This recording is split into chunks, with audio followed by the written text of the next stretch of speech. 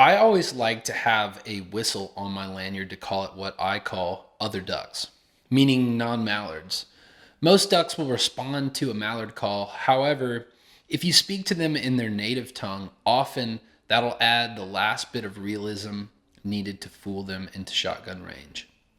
I also like to keep an extra one in my blind bag for a new hunter so that they can be a part of the action when we start calling in the blind, because these things are easy to use and easy to teach. I'll be using Slayer's Whistler's Mother 4-in-1 whistle for this demonstration.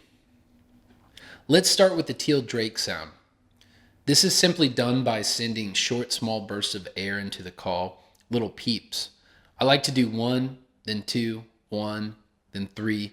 Just peeps here and there if I see teal in the air flying around.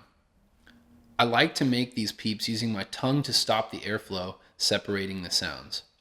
And on the Whistler's Mother, we'll be covering up the right hole to make this sound. Here's how it sounds.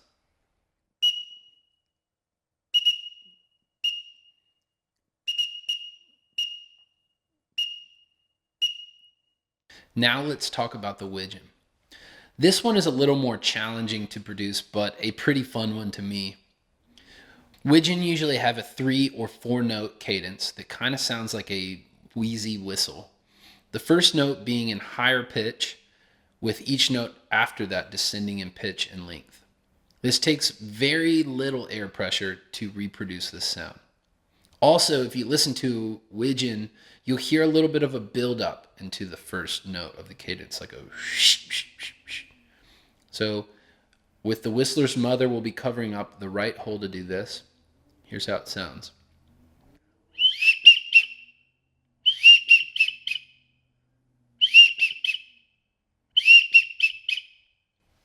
And that's the widgeon. Now the pintail makes a short trilled whistle that sounds like this.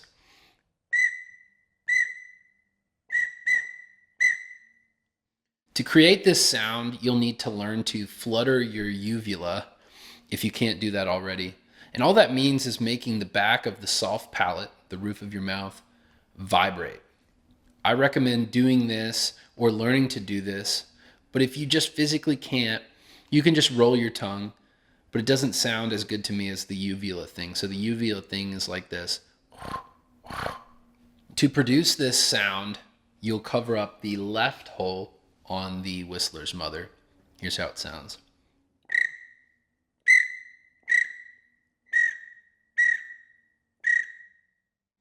And you can actually practice that uvula thing without the call just by doing this. And getting that back of your throat to start vibrating. Now this last sound is the one I use the most, the mallard drake. To create this sound, start by producing a low hum, woo, woo, as low as you can go. Now simply bring the call to your mouth and hum into the call. That's basically it. You can use your tongue to stop the air, similar to the teal call as well. And if you hear mallard drakes on the water, they are constantly making this sound, so you almost can't go wrong making that sound. So this is a great confidence or finishing call. And to create this sound on the Whistler's Mother, you will cover up the left hole.